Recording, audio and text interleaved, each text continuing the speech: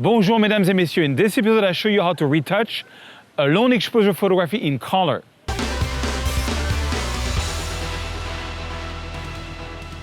Bonjour mesdames et messieurs, my name is Serge Ramedy. I'm a French photographer living in the beautiful city of Paris, here in the Luxembourg Garden, and I make 2 tutorials per week. Click here if you want to subscribe to my newsletter and get the raw file of this episode and all the past episodes. We're talking hundreds of amazing quality raw files. And click here if you want to subscribe to my YouTube channel. All right, in last episode I showed you how to use Silver FX Pro to retouch a long exposure photography and give it a nice black and white fine art. That's the final result.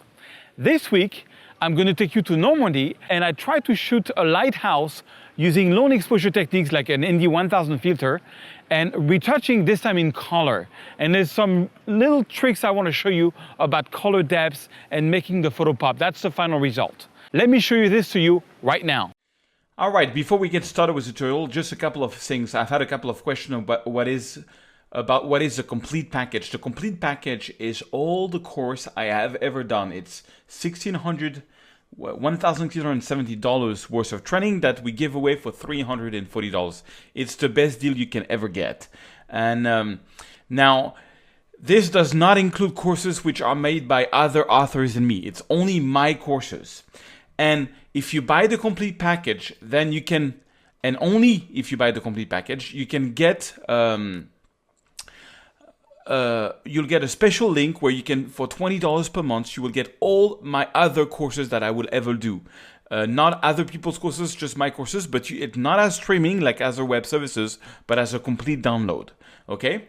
And the supplemental course complete package is a different package, and that is a complete package. It's $1,000 worth of course for $250, but all the courses which are not done by me on more special things, like you can see here it says Jean-Michel Bert's black and white, Calvin Pimon, all the design courses, Eric Geisler, all the VFX courses, and Dare Stevens, all the editing courses. So this is the supplemental course complete package also. Okay, last but not least, some people would like to help me promote my training, which I really appreciate. And for this, if you go to News and Partner, we have a new staff with us named Amelie, and she can help us. If you've got a blog or newsletter or things like this, and you can help me promote my courses, that'd be very nice. You can get in communication with her by filling this form, and she will give you all you need to be able to promote my course. I thank you a lot if you can do it. Okay, so now let's get started. So this is a photo which I'm giving you away if you're subscribed to my newsletter that I took with a Sony A7R, that beautiful, amazing Sony's camera, a couple of weeks ago before I went to LA in Normandy, in Deauville, a very, very nice place. And I wanted to see, I wanted to make a long exposure photography, but this time I wanted to go with colors because it was a nice sunset. So it's a 20-second exposure at f/13 ISO 100 with a 35mm lens, the Sony 35mm lens made for the Sony A7R. And I'm going to show you how I'm going to retouch this, and I want to show you a couple of things. The whole idea of this is, how to retouch long exposure, but also how to make more depth in your photo. So, starting off with opening up the shadows. Now, check that out. I love this with Lightroom. You open up the shadow and look how clean it is. It's not very noisy. Well, there's someone there, but it's not noisy at all for something that was so dark. And I'm going to bring down the highlights, okay? Now, the key thing about this type of photography is really the white balance. But before we do the white balance, you need to make sure your contrast is good. That is very important. So, I press on the Alt key and I do my white points until I see some dots, and this establishes my white point. What you see here in red is points which are 100% pure white, okay? And so now I'm going to do something with the blacks, and usually I go a bit further with the black. So now we got the contrast going. It's pretty dark, but that's okay. I might add a little bit more contrast to it. But now let's talk a bit white balance. Now, before we talk about white balance, you have to understand that color can give depth to your photo. I showed this back a few months ago, but I want to show it to you again. An amazing article that's written by a website called 7designs.com. I'll give you the link under the video in YouTube. And basically what it is, it's an article called Creating Depths in Art and Photography. And it starts off with created depths by atmosphere.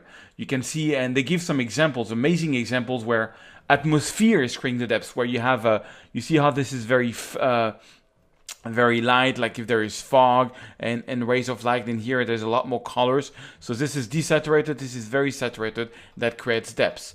Okay, what we are interested today is depths by color. And basically the theory is this, that if your foreground is black, then if your background is black, if your photo is dark, then whatever is very warm should be at first on the foreground, and whatever is far should be in the background. And it's the reverse. If your photo is very light, then whatever is in the foreground should be very cool, and whatever in the background should be very warm. And they give some really cool examples. That's from Panda, this panda, Kung Fu Panda from Disney, which is really cool, or Pixar, I forgot. Anyway, so you can see the background here, they show is very cool, and the foreground, all the characters are very warm. And it's true, it really gives dimension, but you see how it's very colorful in front and how it's very dizzy in the back. Okay, same thing here. The background is very cool, and the foreground is very warm. Okay, Ratatouille, amazing cartoon in Paris. Same thing. The foreground is very warm. Look, the character is very warm, and the background is very cool. Okay. Now, how do we apply this to photography? Well, I'm going to try. The problem with this photo is that, remember, so what we want to have is we want to have the element which is close to us to be warm, okay, because it's pretty dark photo, and whatever is far away, cool. Now, it's going to be hard to do that because here we have a bit of cool and warm there, okay. Now, for this, it's supposed to be reversed, like whatever would be in the foreground that needs to be a bit more cool, and whatever is in the back should be whatever in the foreground should be warm, and whatever is in the back should be cool. So that's what I'm going to try to do. And the thing is, this is a sunset, and I don't want a sunset to be cool. But so what I usually do now to create more depths in my sunset is, instead of going what I used to do, going to shade and just adding magenta, which makes the entire photo warm. One thing you can do is you can go to daylight, which is a lot cooler, and then still add some warmth to it. But the idea is that I want this to be very warm because it's a sunset. It's got to be warm, and this to be very blue. And this blue plus warm is going to give depth to the sky and to the whole photo. So to increase the warmth there, I'm going to take a brush and I'm going to add some warmth here, making sure that my flow and density is very low, so around 50. And I'm just going to paint with warmth. I just want to add a bit more warmth. So you might add a bit of saturation also, just to make this bottom part of the photo a lot warmer. On the opposite, I'm going to take a gradient, and for the top here, I'm not going to do that. I'm actually going to double click here, double click there to put this how it is, and I'm just going to add some blue. I want this to be blue, so I have some blue and some warm, but to make it match even more, I'm just going to add a bit of magenta here on the top, so it goes really cool to warm. All right. Back to here, cool to warm is what you would do on a photo which is pretty bright. So I have to apply this technology. Basically, both works. Either warm to cool or cool to warm. Both of them give depth to your photo. That's what I was trying to explain you. So now we've got cool to warm, and it gives more depth to the photo.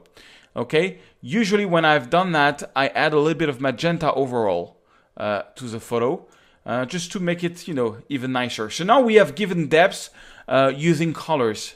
Now let's give depth using light.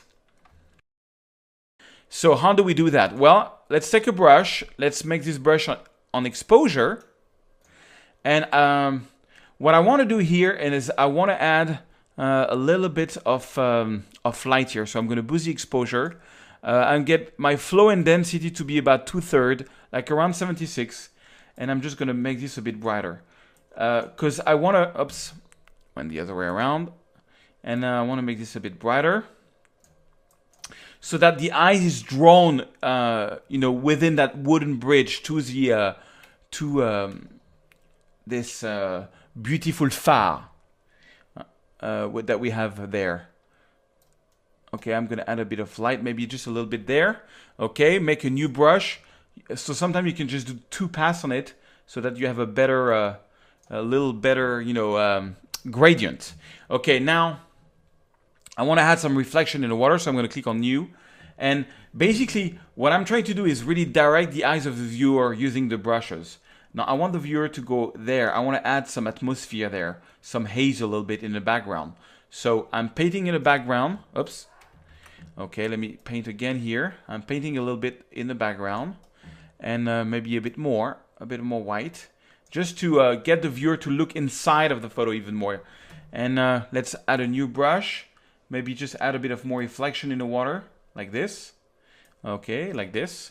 So check it out. Before the brush guides the line of the viewer. Okay, now this part here is not very nice. So I'm going to create a new brush, but this time I'm going to go the opposite. I'm guiding the eyes of my viewer. So I want this to be a bit darker, because I don't want the viewer to look here. This part of the photo is not very nice. It's a strong, it's a strong texture, and I don't like it so much. So I'm gonna make it black, and I'm gonna make the clarity a bit minus, so that it's a bit softened, so it doesn't attack the eyes. Okay, and okay, well, something is wrong here on the light. I think it's called a lighthouse. Okay, so if you did something wrong with your brush, you can just reselect it, okay, and press the Alt key. It becomes a sort of an eraser, and you can erase whatever you've got going on here. Okay, so that's not the brush that went onto the lights. I think it's maybe this one, so I'm going to take this one. I'm going to erase whatever is going on here. Okay, because I don't want to create a halo on the lighthouse. Okay, but that's the basic idea. So you're guiding, you're making depths, with the colors, and you're using lights to guide the eyes of the viewer. Okay, let me show you the before and after. So I have to use this because I've tried different things before. So I don't want to use the backslash key. Okay, that's the before. That's how it was originally, and that's the after. Okay. Now, personally, because I'm crazy about saturation, I think I would add a bit of vibrance overall to make it pop even more. Maybe just make it a little bit brighter, and add a bit more contrast. And I think let's go and see if there is a bit of noise. There is hardly any noise, so I'm going to put the sharpening around 90, and noise 10. I have this rule that I take 100 and I deduct whatever noise I've put it there. Okay, and I'm going to do my masking, pressing down the Alt key.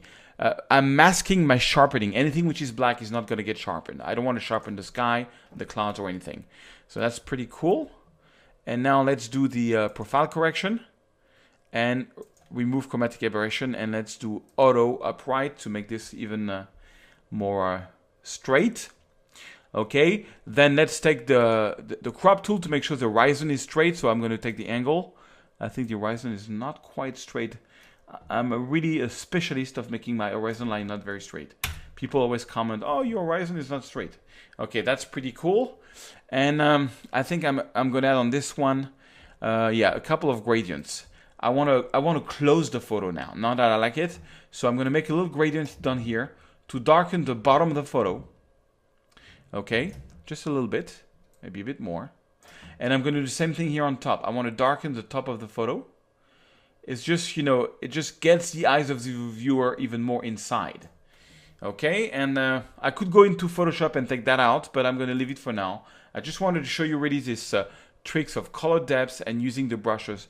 Now, I still think there's a bit of a halo here, so I have to find out which brush is doing this. All you have to do is basically you over the different brush until you find the one that is at fault here. Probably this one. I'm going to erase this one. And that's the one with the color. Okay, no, I'm going to undo that. I'm going to put it back. That was the one with the color. Okay, and this one is fine. Yeah, that's probably this one with the haze. I'm gonna erase this one. Yeah, that's the one that was doing something weird here. Okay, and I could spend some time here trying to make the inside of the lighthouse a bit brighter. So with a little brush, you know, and just making just a little bit brighter inside of the lighthouse. But the best is to do that like at 100%, something like this. And voila, so it's, I mean, usually long exposure, I go for black and white, but this time I had really a nice sunset. And, you know, when you only do 20 seconds like I did, all you get, and which is really cool, is this stretchy cloud, and the water is very nice, is much nicer. I actually like the result. And at this point, what I probably would do is get the photo to rest a little bit, come back the next day or in a few hours, look at it, and see if I want to change something. You know, maybe make the overall, I think I would do it would do a favor to make the overall photo just a little bit warmer. I still want to keep some of the blues in the sky here. Oh my God, Command Z, I did something wrong here on the white balance. Let me undo that. Come on.